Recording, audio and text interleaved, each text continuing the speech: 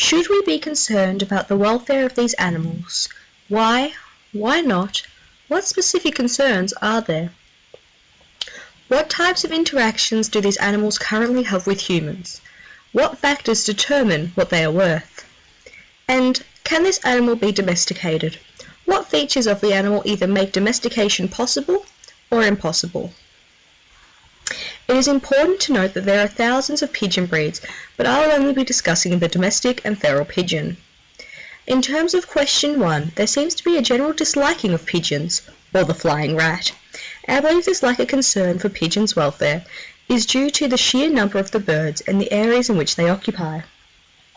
With feral pigeons occupying almost every human settlement and their ability to succeed in living with humans, the pigeon isn't in any risk of extinction, and it doesn't seem like this is going to be the case anytime soon.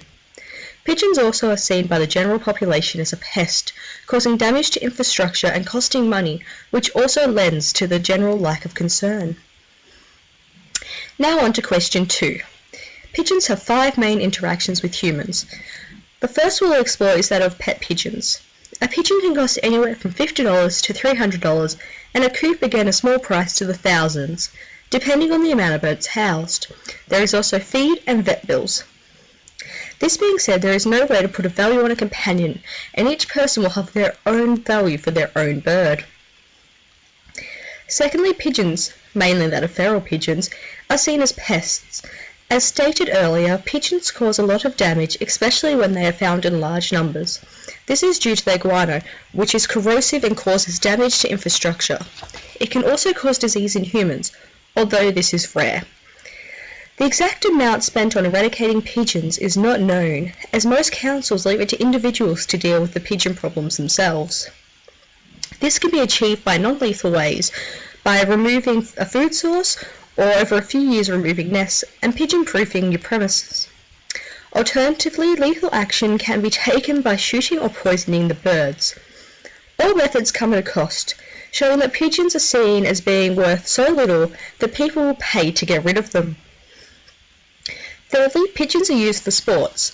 Thankfully, pigeons are no longer used as shooting targets, but as racers, competing in a wide array of different style races, which can bring in big money. Prize money can reach into the 5- and 6-figure mark, and recently, a Belgian racer was sold for €310,000, that's 440,000 Australian dollars. Next, pigeons are used for food. Although not a common food in Australia, pigeon, or swab, is a delicacy in many parts of the world from Asia to Europe. It was almost impossible to find, but after converting US dollars to Australian dollars, a squab was found to be just over $10 for half a kilo. That shows how valued the meat can be. Finally, pigeons are used for research. Again, we are unable to put a price on the knowledge that we have gained from these animals.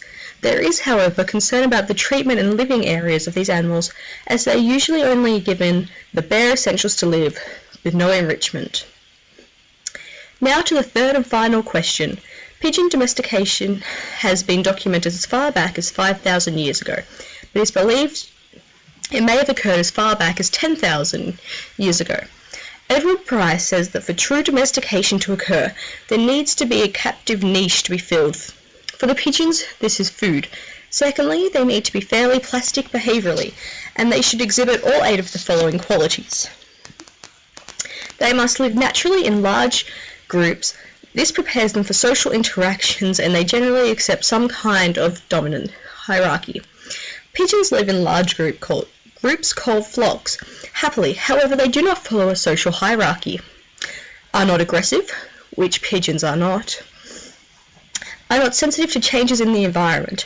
You'll find pigeons in almost any city, town or suburb worldwide, except the Sahara Desert, Antarctica and the high Arctic, showing they are not sensitive to change. Are sexually promiscuous rather than bonding for life, and typically have sexual behaviour based on male dominance and signalling by way of movement or posture. The pigeon mates for life, with both parents feeding the young. At approximately 2 months of age, the young pigeons are ready to leave the nest. This is longer than average time and is not suited to domestication. Created using Powtoon.